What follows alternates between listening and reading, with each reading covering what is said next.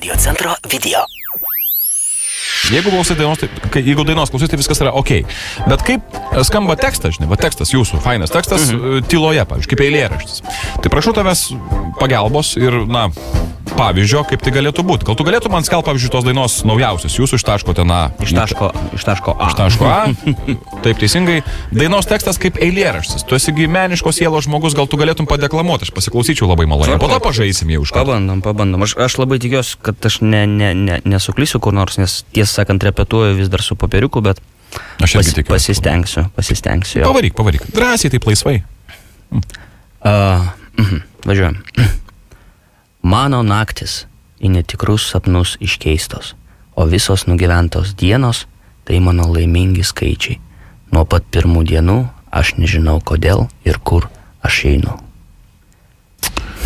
Gal net grot nereikia, sakau, tam koncertą išeini savo sceną, žinai, ir sakai, dabar daina bus. Madingas formatas dabar, kodėlgi ne?